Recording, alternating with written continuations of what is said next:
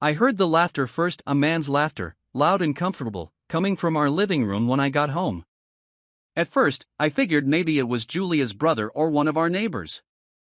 But as I stood in the entryway, I didn't recognize the voice, and it hit me that Julia hadn't mentioned anyone stopping by. I walked in, tossed my keys onto the counter, and followed the sounds into the living room. There was Julia, leaning against the armrest, one leg curled under her, laughing in that way she hadn't in a while, like she was completely caught up in the moment. And beside her, sitting far closer than any guest should, was a man I'd never seen before. He looked comfortable, settled in, one arm stretched casually behind her on the back of the couch. Julia spotted me first.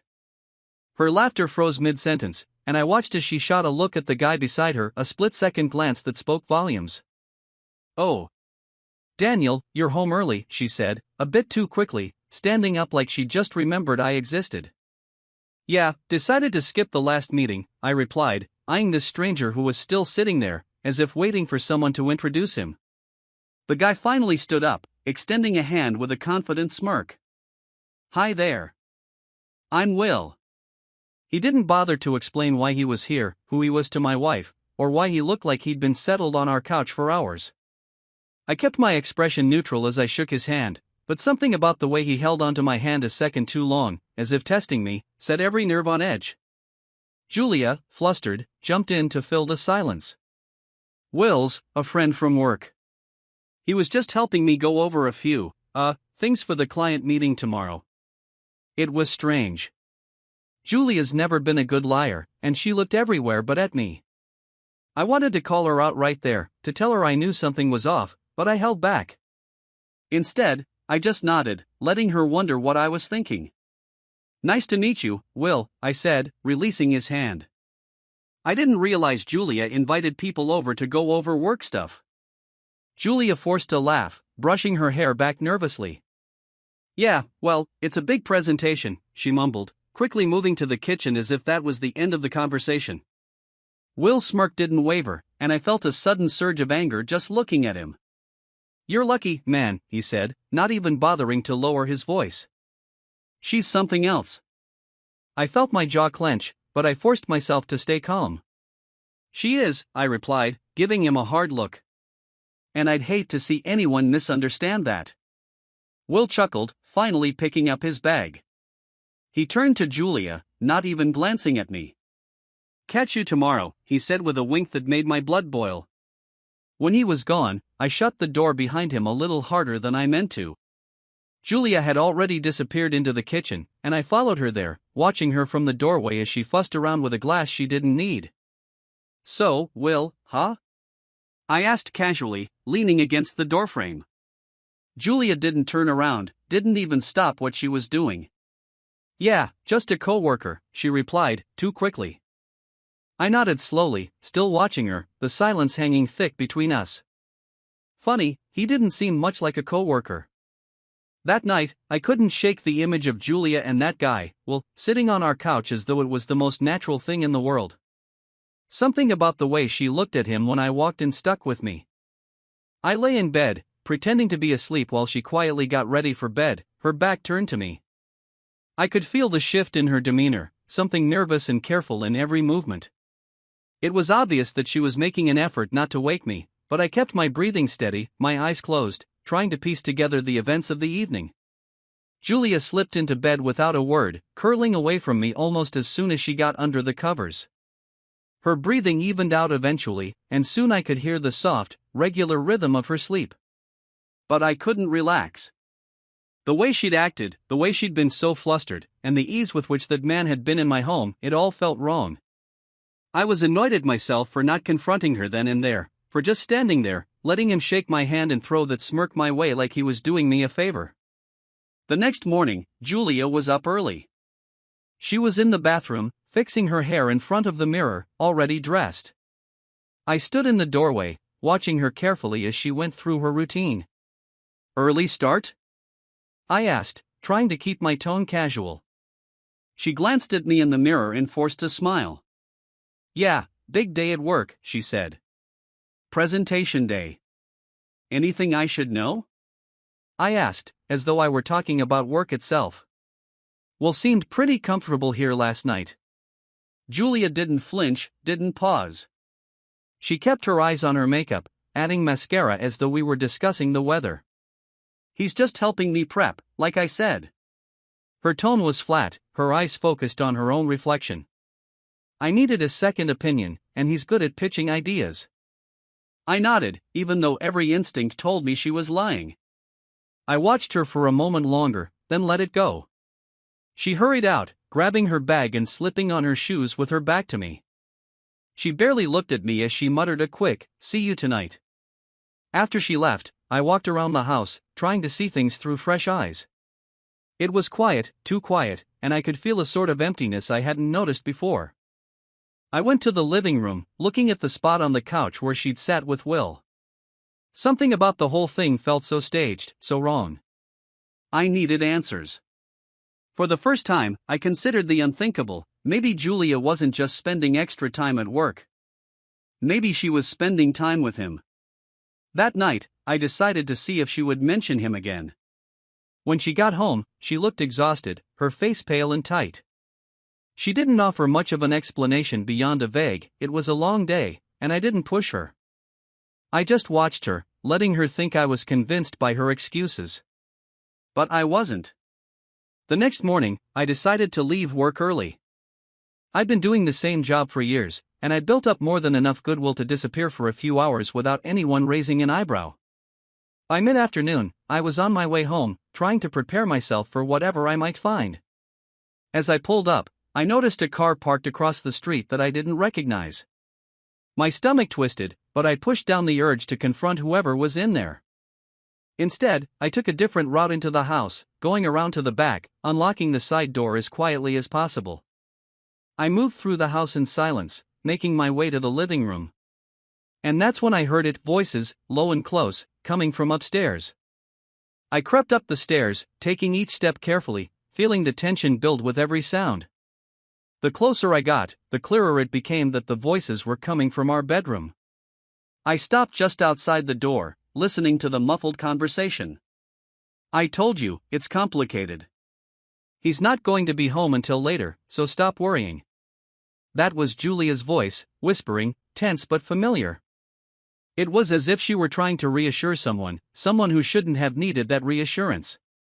"I don't know, Jules," a man's voice replied. "You said that last time." I stood there, frozen, hearing him use her name like that. Nobody but me called her that. My fists clenched, and I felt a surge of anger so strong it nearly knocked the breath out of me. But I forced myself to stay silent, to listen. There was a pause, then Julia's voice again, softer this time.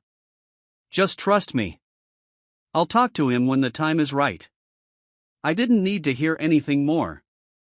I pushed the door open, standing there, watching as Julia and that same man, Will, looked up at me. For a moment, they were both too stunned to move, like deer caught in headlights. Julia's eyes widened, her mouth opening in shock. Will, though, had that same smirk on his face, like he'd been expecting this. "Oh," he said, breaking the silence with a laugh. "Guess you got home a little earlier than expected, huh?"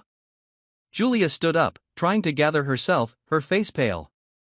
"Daniel, I didn't let her finish."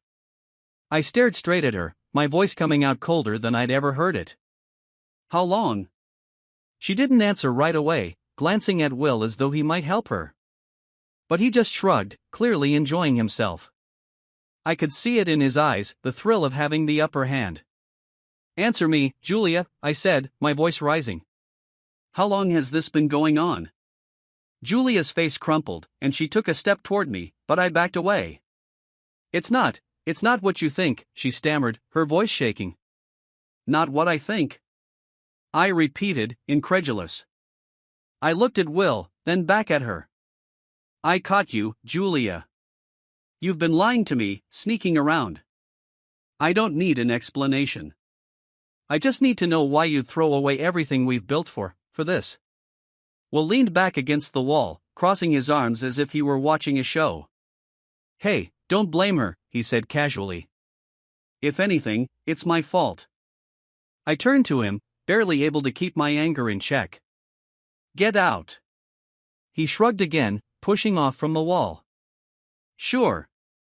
Whatever you say, man. Just remember, she didn't do anything she didn't want to. He walked out of the room, brushing past me with that same arrogant smirk, leaving Julia standing there, looking like she might fall apart any second.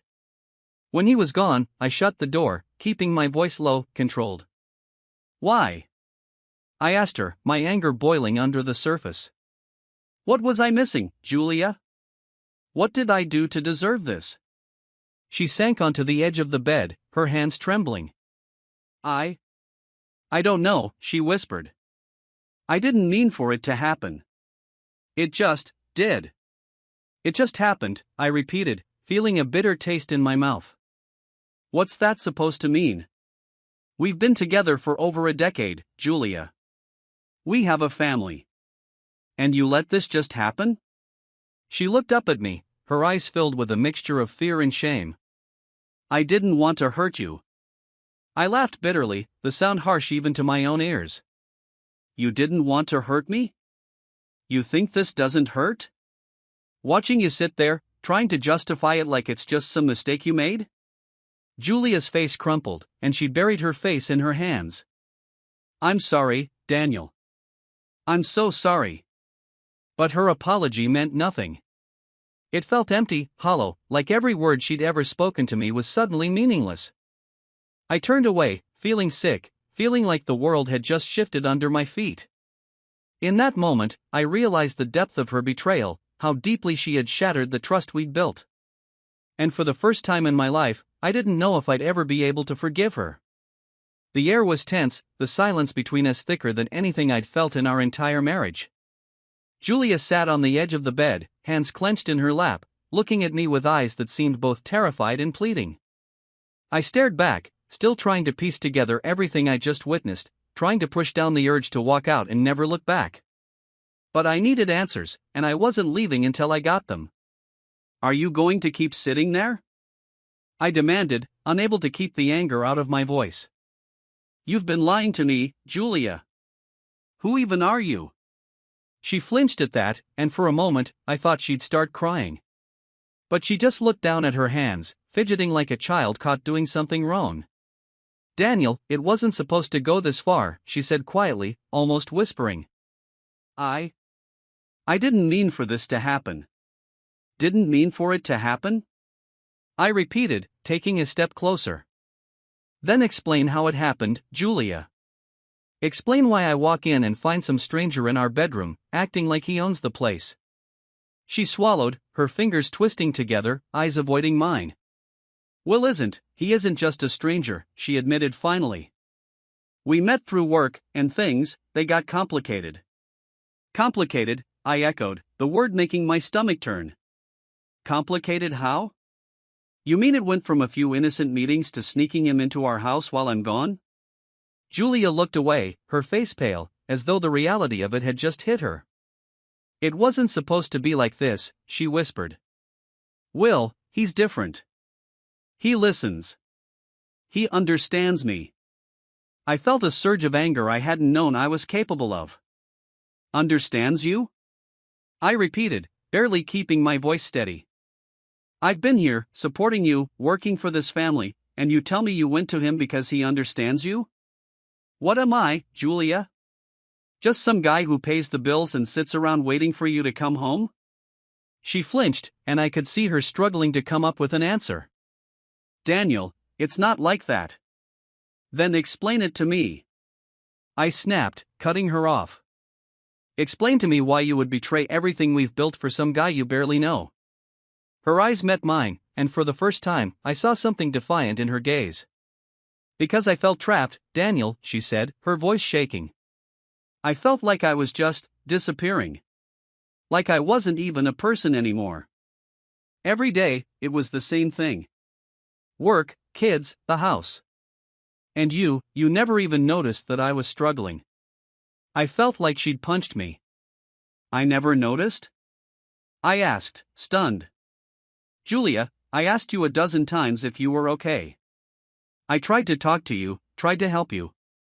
You're the one who kept brushing me off, saying you were just busy. She shook her head, her eyes filling with tears. I didn't know how to tell you. I thought you'd just think I was being dramatic.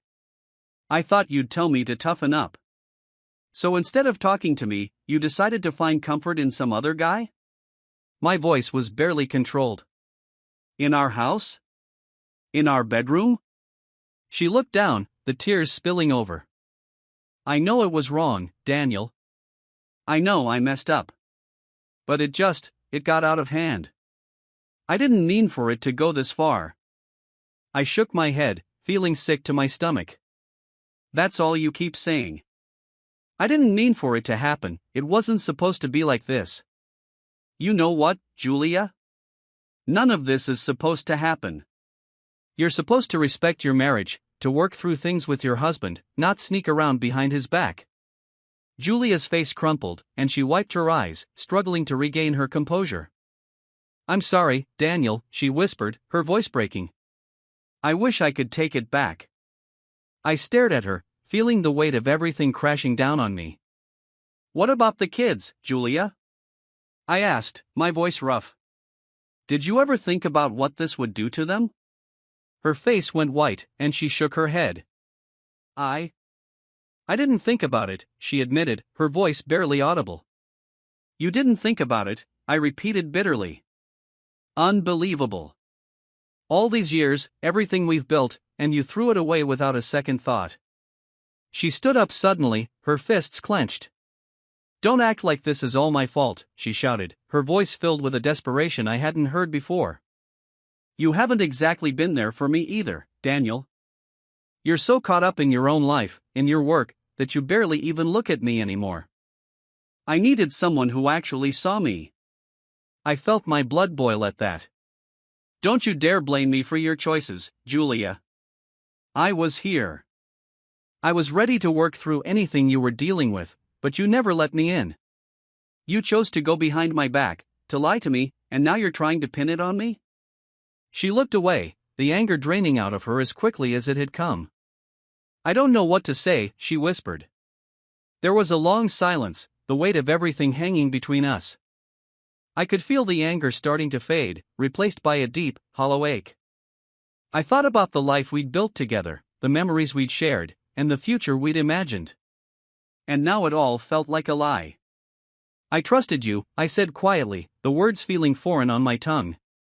I trusted you with everything, and you just threw it all away. Julia looked up at me, her eyes filled with regret. I never wanted to hurt you, she said softly. But you did, I replied, my voice cold. You hurt me, and you hurt our family. And now we're left to pick up the pieces while you, chase after whatever you think you were missing. She shook her head, tears streaming down her face. I don't want to lose you, Daniel, she whispered. Please, give me a chance to make this right. We can go to counseling, we can work through this. I'll do whatever it takes. I laughed bitterly, the sound hollow. Counseling? I repeated. Do you really think that'll fix this, Julia? Do you really think we can just go to some therapist and pretend like this never happened? She flinched, but she didn't back down. I know it's not that simple, she said, her voice trembling. But I love you, Daniel. I made a mistake, a horrible mistake, but I don't want to lose you. I looked at her, trying to find a trace of the woman I'd married, the woman I thought I knew. But all I could see was a stranger, someone who'd betrayed me in the worst way possible. I don't know if I can do this, Julia, I said, my voice raw. I don't know if I can ever look at you the same way again. Her face crumpled, and she sank back onto the bed, her shoulders shaking as she sobbed. I stood there, feeling a mixture of anger, hurt, and a strange sense of numbness, as though everything had become too much to process. Finally, I turned away, heading for the door. I couldn't stand to be in the same room with her, couldn't bear the sight of her crying over a mess she'd created. I needed space, time to think, to figure out what I was supposed to do now that my life had been torn apart. Daniel, she called after me, her voice desperate. I paused, not turning around. What? I asked, my voice flat. Please don't leave, she whispered. We can work through this.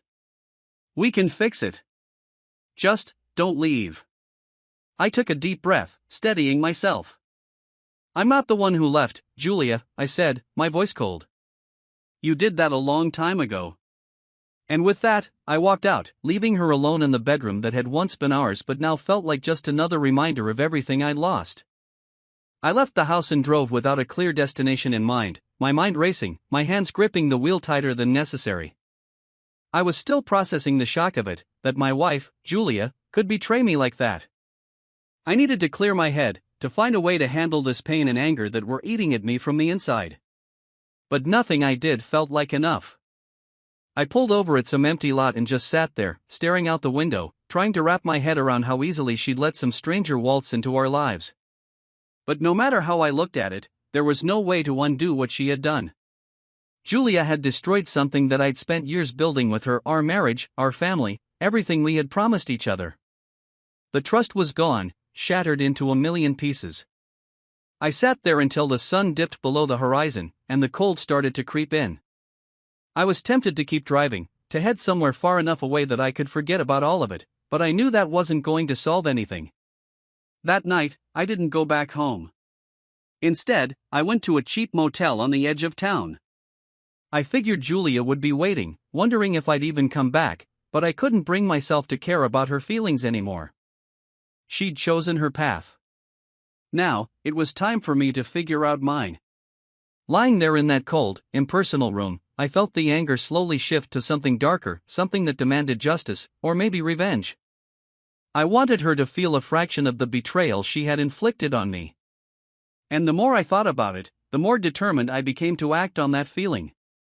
The next morning, I went back to the house, ignoring Julia's worried look as I gathered a few things. She started to speak, to plead, but I brushed her off and told her I was staying somewhere else for a while. I didn't care about the tears in her eyes or the way her voice broke as she called my name. She'd had plenty of chances to talk before she decided to break our vows. I spent the next couple of days planning, figuring out exactly how I wanted this to play out. First, I gathered evidence. I remembered an old friend of mine, James, who worked in tech security and knew his way around surveillance tools. I gave him a call, explaining my situation without going into too much detail. He understood right away, probably more than I'd expected, and set me up with a discreet camera system I could access remotely from my phone. I had no idea if Julia was still seeing Will, but I wasn't going to leave any doubt about what she was up to when I wasn't there. The cameras went in that weekend while Julia was out.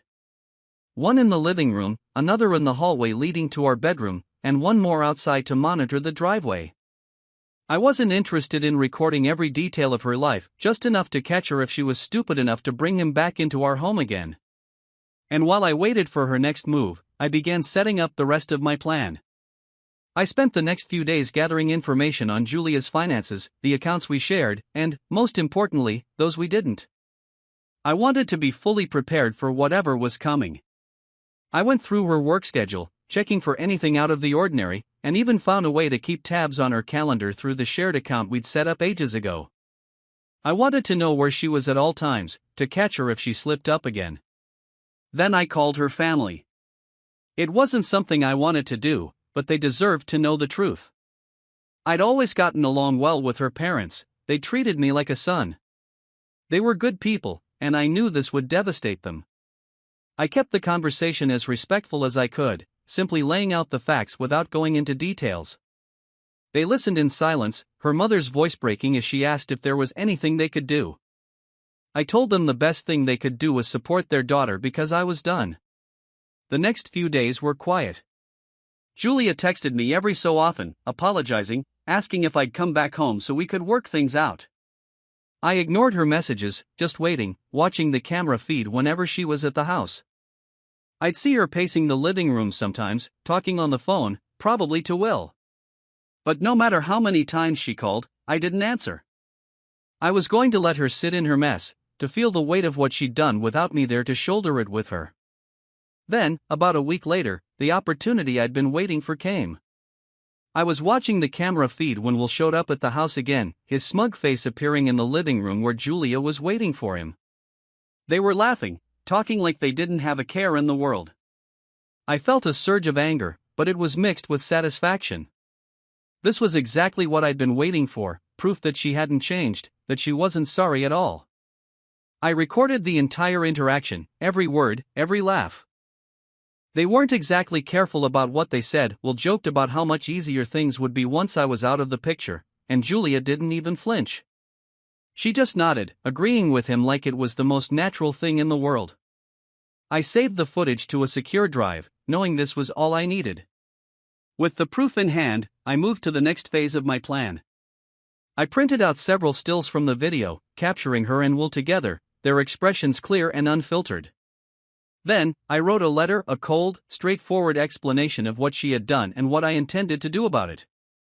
I made copies of everything, putting each set into an envelope addressed to specific people: her boss, our mutual friends, her closest colleagues. I wasn't going to let her sweep this under the rug or rewrite the narrative to paint herself as the victim. I delivered those envelopes in person, dropping them off where I knew they'd be seen, letting the evidence speak for itself. I didn't care if she hated me for it or if she tried to deny it. She'd lied and betrayed me, and now she was going to live with the consequences. The last piece of my plan was for Julia herself. That evening, I went back to the house, letting myself in like it was any other night. Julia looked surprised to see me, relief flashing in her eyes as she stood up, maybe thinking I was ready to forgive her. But I didn't give her a chance to say a word. I tossed the envelope on the table in front of her, letting her see the pictures, the letter, everything. Her face went pale as she flipped through the pages, her hands trembling. What is this?" she stammered, looking up at me with wide eyes. "It's the truth, Julia," I replied, my voice calm. "And now everyone knows it." She stared at me, her face a mixture of horror and betrayal. "You sent this to my work? To our friends?" "Every single one of them," I said, watching her reaction. "They deserve to know the kind of person you are. The kind of person who'd betray her own family for a fling." Julia looked down, her hands still shaking as she gripped the envelope. "How could you do this?" she whispered, her voice breaking. "How could you do this?" I shot back, my tone ice cold. "You made your choices, Julia. You could have ended things with me if you were unhappy. But you didn't. You lied, you cheated, and you destroyed everything we had. This is just the consequence of that." She shook her head, tears streaming down her face. "I was wrong, Daniel. I know I messed up, but you didn't have to ruin my life." I felt a surge of satisfaction at her words, the realization that she finally understood just how serious her actions were. "You ruined it yourself, Julia. Don't blame me for your choices." She looked away, the tears still falling, but I didn't feel a shred of sympathy. She'd had her chance to make things right, and she'd thrown it away. Now, she was going to have to live with the consequences, just like I'd been forced to live with the betrayal she'd inflicted on me. I turned to leave, feeling a sense of finality as I walked out of the house, leaving her alone with the reality of what she'd done. She could try to rebuild her life, to pick up the pieces, but it wouldn't be with me. This was her mess, and I wasn't going to be the one to clean it up for her. I didn't expect to hear from her so soon, but only a day after I'd walked out, my phone lit up with a string of messages from Julia. At first, I ignored them. I wasn't in the mood to listen to more excuses or half-hearted apologies. But she was relentless, texting nonstop, messages filling up my screen with "pleased to meet," to talk one last time. Finally, after hours of her persistence, I agreed. I'd planned to tell her exactly how I felt, to lay it all out and get some final closure. We met at a cafe we used to visit, one that we hadn't been to in a while. As I walked in, I saw her sitting by the window, her face pale and drawn, eyes red from crying. She looked up as I approached, trying to muster a smile, but it fell flat. I sat down across from her, watching her carefully, waiting to see what she had to say. For a long moment, she didn't say anything. She just stared down at her coffee cup, tracing the rim with her finger, her shoulders slumped as if the weight of everything was finally hitting her. I sat in silence, letting her fumble through her own emotions. I wasn't about to make this any easier for her. Finally, she took a deep breath and looked up at me, her eyes pleading. "Daniel, I know I can't take back what I did," she began, her voice barely above a whisper. But I need you to understand that it wasn't about you. It was never about you. I clenched my jaw, keeping my expression neutral. Then what was it about, Julia? I asked, my tone hard. Because from where I'm sitting, it looks like you threw everything away for nothing. She flinched, her eyes filling with tears, but she didn't look away. I was lost, Daniel. I don't know how else to say it. I felt like I'd become a stranger to myself, like I was just going through the motions. And then Will came along, and he made me feel alive, like I was someone worth noticing again. I shook my head, unable to believe what I was hearing. So, what? You felt alive, so you thought it was fine to tear apart our family? To betray me? It wasn't that simple, she said, her voice cracking. I know it sounds ridiculous, but I was drowning, Daniel. And you seemed so caught up in your own life, in your own world. I didn't think you'd even notice. I laughed bitterly, the sound harsh and foreign in the quiet cafe. Didn't think I'd notice? You didn't even give me a chance to be there for you, Julia. You made a choice to keep me in the dark, to lie to me every step of the way. You took the choice away from me. She looked away, wiping at her eyes. I was afraid you'd never forgive me, she whispered. I thought if I could just find myself again, maybe I could fix things. I leaned back in my chair, crossing my arms. And what about now? I asked. Now that you've gotten everything you wanted, found your sense of self or whatever. What happens now? She shook her head, her expression one of raw desperation. I don't want to lose you, Daniel, she said, her voice barely above a whisper. I know I made a terrible mistake, but I don't want to throw away everything we've built. I still love you. Love? I repeated, feeling a bitter taste in my mouth. You call this love? Sneaking around, lying to my face, inviting another man into our home, do you even understand what you did to me? She swallowed hard, her hands trembling as she clasped them together. I understand now, she whispered. I know I hurt you in a way that can never be undone. But I don't want to give up on us. I'm willing to do whatever it takes to fix this. I studied her, searching her face for any sign of sincerity, but all I saw was guilt and regret. Maybe she was sorry, maybe she wished she could undo everything, but it was too little, too late. The damage was done, and nothing she could say would ever change that. Fix this? I repeated, my voice low and cold. Julia, you can't fix betrayal. You can't erase the lies or pretend that this didn't happen. You made your choice, and now you have to live with it. Tears spilled down her cheeks, but I didn't feel a shred of sympathy.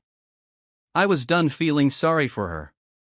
This was her mess, and she was going to have to face the consequences. What about the kids? She asked, her voice choked with emotion. Are you really willing to throw away our family, just like that? I took a deep breath, trying to control the anger simmering beneath the surface. Don't you dare try to make this about the kids, I said, my voice icy. You're the one who put them in this position. You're the one who decided to risk everything for some cheap thrill. Don't act like I'm the one tearing the family apart. She looked down, her shoulders shaking as she struggled to hold back her sobs. I know, she whispered. I know I've made a mess of everything. But I'm willing to change, Daniel. I'm willing to do whatever it takes to make it right. I shook my head, feeling a sense of finality settle over me. There is no making it right, Julia. There's only moving forward, and I'm not sure that's something we can do together anymore. Her face crumpled, and she looked up at me, her eyes filled with desperation. Please, Daniel, she begged. Just give me one more chance. I'll do anything, go to counseling, whatever it takes. Just, please don't leave me. I felt a pang of sadness, a reminder of the life we'd once shared, the dreams we'd built together. But that life was gone, destroyed by her actions, and there was no going back. I don't know if I can ever trust you again, I said quietly. And without trust, there's nothing left. She looked away, wiping at her tears, her shoulders slumped in defeat. I understand, she whispered.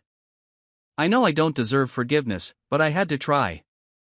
There was a long silence, both of us lost in our own thoughts, the weight of everything we'd lost hanging heavy in the air. I could see the pain in her eyes, the regret etched into her face, but it wasn't enough. It would never be enough to erase the betrayal, to rebuild the trust she had shattered. "Maybe we should take some time apart," I said finally, my voice hollow. "For the kids, if nothing else." She nodded, her expression resigned. "I'll move out," she said quietly.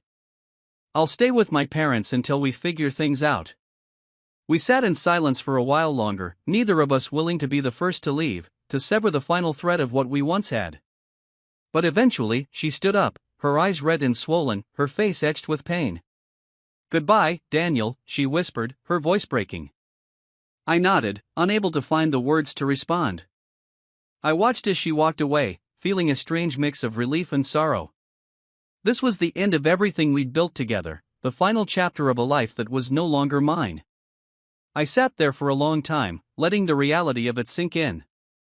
The anger, the betrayal, the hurt, it was all still there, but there was something else too.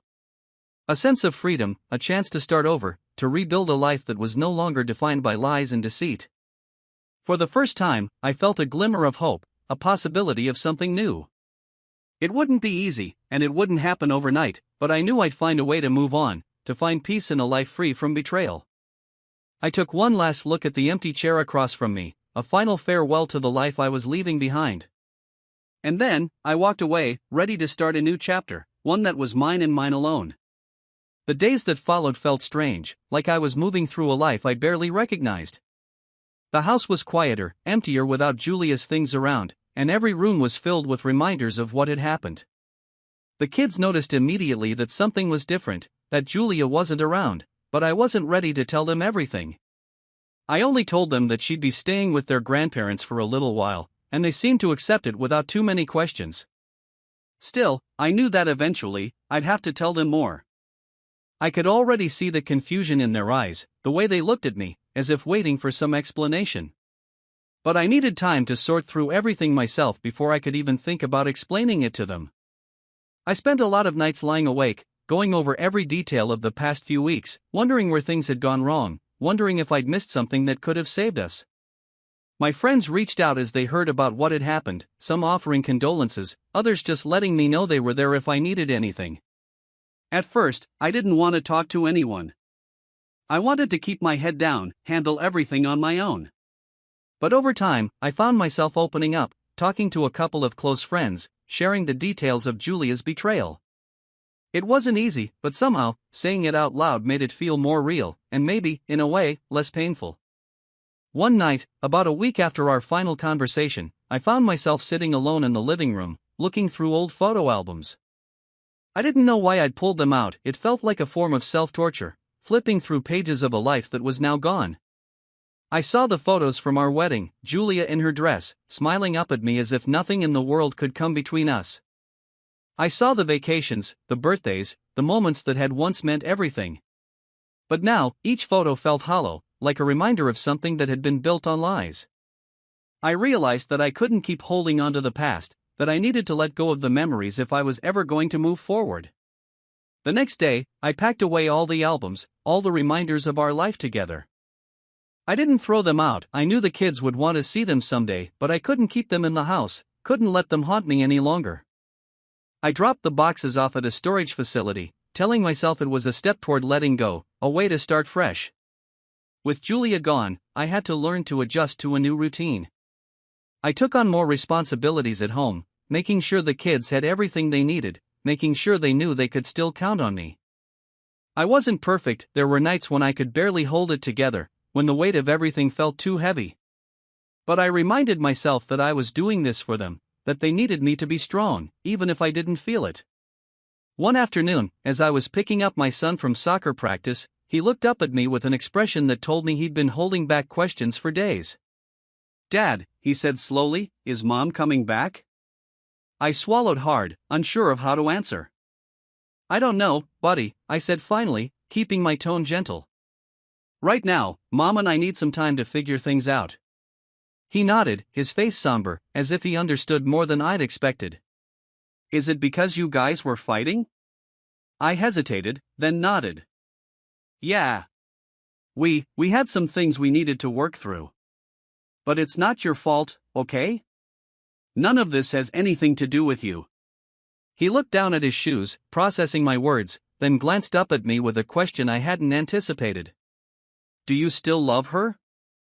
The question hit me harder than I expected. I realized that, even after everything, a part of me would always care about Julia. We had shared a life together, built a family, and those things didn't just disappear overnight. But love? I wasn't sure if that was the right word anymore. I'll always care about her, I said carefully. But sometimes, people change, and things don't work out the way you hope. He seemed to accept that, nodding as if he'd expected as much. He didn't say anything more, but I could see the sadness in his eyes, and it made me ache to know that I couldn't protect him from this, that I couldn't shield him from the pain that Julia's actions had caused. But I also knew that this was part of life, part of growing up, and maybe, in time, he'd come to understand. The weeks turned into months, and slowly, I found myself adjusting to the new reality. I started seeing a therapist, someone to help me process the anger and the betrayal, someone to help me work through the scars Julia had left. It wasn't easy. There were days when I felt like I was reliving the worst moments, like I was stuck in a cycle of bitterness and resentment. But over time, I found a way to let go, to release the anger that had been eating away at me. One day, Julia reached out, asking if we could meet, just to talk. I considered ignoring her, brushing her off the way she had brushed me off so many times. But a part of me wanted to hear her out, wanted to see if there was anything left to salvage, even if only for the kids. We met at a park, somewhere neutral, a place where neither of us would feel too comfortable. She looked nervous, her face pale, her eyes tired. I could tell that the past few months had taken their toll on her as well, that she'd been dealing with her own share of regrets. We sat on a bench, the silence between us heavy. Finally, she turned to me, her voice soft. I'm sorry, Daniel. For everything. I know I can't take back what I did, but I need you to know that I regret it every day. I looked at her, the woman I had once loved, the woman who had been my whole world. I know you're sorry, Julia, I said quietly. But it's not enough. You can't undo what's been done. She nodded, accepting my words. I understand that now. I've been doing a lot of thinking, a lot of soul-searching. I know I hurt you, and I know I hurt our family. But I want to make things right, even if that just means being a good co-parent. I appreciated her honesty, the way she was finally taking responsibility for her actions. The kids deserve that, I said. They deserve parents who can put them first, who can be there for them, even if we're not together. She nodded again, her expression one of quiet determination. I'm willing to do whatever it takes to make this easier on them. And I'm willing to give you whatever space you need. I know I've lost the right to ask for anything more. I studied her, feeling a strange mix of relief and sadness. This was the Julia I'd fallen in love with, the woman who cared about our family, who was willing to admit her mistakes. But I also knew that it was too late, that too much had happened for us to go back to the way things were. In the months that followed, we settled into a new rhythm, learning to co-parent without the tension and bitterness that had once defined our interactions. It wasn't easy. There were still moments when the hurt resurfaced, when the memories of her betrayal crept in. But I learned to let go, to focus on the future instead of the past. Looking back, I realized that Julia's betrayal had changed me, had forced me to confront parts of myself that I'd been ignoring. I'd been so focused on my own role as a provider, on being the steady, dependable partner, that I'd lost sight of what I needed, what I wanted in life. In a way, her actions had been a wake-up call, a painful reminder that life was too short to stay in a place of resentment and regret. As I moved forward, I found new ways to fill the spaces that Julia had left. I reconnected with old friends, started hobbies I'd always wanted to try, and spent more time with the kids, making memories that were ours alone. The pain of betrayal didn't disappear overnight, but it became something I could live with, something that no longer defined me. One evening, as I watched the kids playing in the yard, laughing and chasing each other, I felt a sense of peace that I hadn't felt in a long time. I realized that, despite everything, I'd come out stronger, more resilient, more sure of who I was. I had lost a marriage, yes, but I had gained something far more valuable, a sense of self, a knowledge that I could survive anything life threw my way. Julia and I remained civil, working together to create a stable environment for the kids. We would never be what we once were, but we had found a way to coexist, to put aside our differences for the sake of the family we'd created. And maybe, in the end, that was enough. As I closed the door that night, I felt a quiet satisfaction, a feeling that I had finally found my footing in a world that had once felt shattered. This was my life now, a life that was mine to build, mine to shape. And for the first time in a long time, I was ready for whatever came next.